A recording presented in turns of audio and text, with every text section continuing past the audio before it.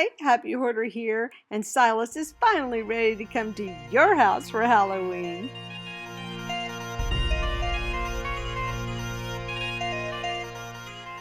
was at a little thrift store that I love, so I found this doll there, and I just love all of his stuff, and I can see putting the fabric, the body here that's already been made, and put it on this doll. I think I drew Silas's face a couple of years ago, but he's been sitting around my studio just waiting for a purpose, and sometimes that happens. Sometimes I just feel like drawing a face, but then I realize I don't know what character he is. You see, this was way too small because here is his nose. That's the top of his head, and that's his nose. And by the time I did that, it just didn't line up, so didn't like that anyway. I want the hat on him, and I'm going to put something cuter around here. That's raffia, though.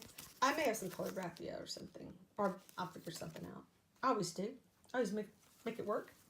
But yeah, because this is some good hair. I don't want to lose his hair. I want him to have some good hair. Sometimes the dolls just have to tell you who they want to be. I know that sounds creepy, but if you're a doll artist, then you understand what I'm talking about.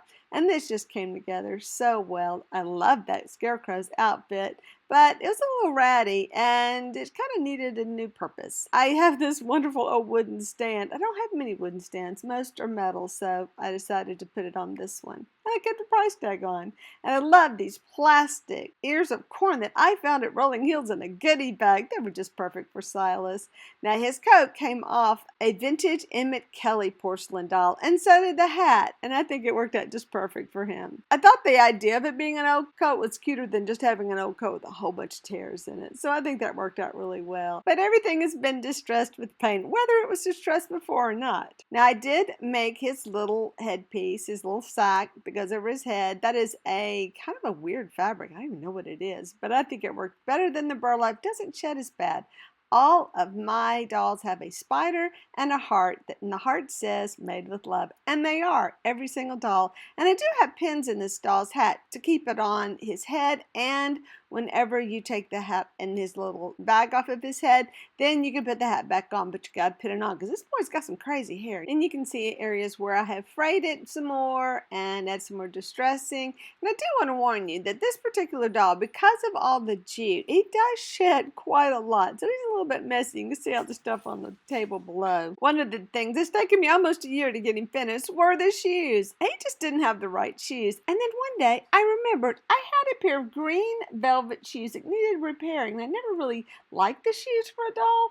And then I decided, hey, these are his shoes. So I painted them and they look great. One thing I love about Silas is that smile. He just has such a fun smile. This particular sculpt, I've had more fun with changing out the expressions on the doll's faces just by drawing on it. Not only is Silas a scarecrow, he's also a trick-or-treater. So he does have a stick that comes out of the back of his hands, like I was trying to show earlier. And then he has all these little things that actually detach so that you can move them around. In this example, I've shown how he's taken off his mask and tied it around his waist, and I finally did something with that pumpkin and made it an adorable jack-o'-lantern. It just bothered me being plain. I had to do something with it. His hair gets a little messed up when you're pulling off that mask, so the best thing to do is just spray with a little water, just dampen it, and you can restyle it. One thing about the jute is that if you lose it, you can always replace it, but it's going to make a little bit of a mess. I'm sorry, but it's just all part of the Halloween experience. The original Scarecrow came with little burlap gloves, but they didn't quite survive the removal process. They're very dry rotted,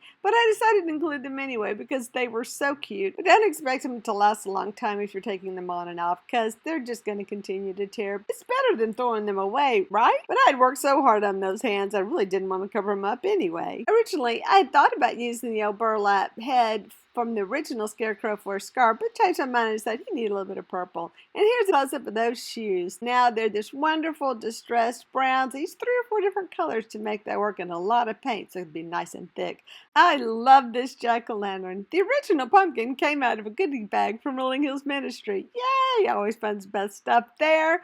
And I just want you to know, all these little extra things do take me some time to make. And that's why I charge a little more for these dolls. There's one wire that I left available to go either around his wrist or around his stick, so it can hold it out like it's a lantern. Now, one of the things about gluing the Tibetan lamb hair on is sometimes the pelt shows, but the way his hair is styled, you shouldn't be able to see it. I just want to show you what it looked like.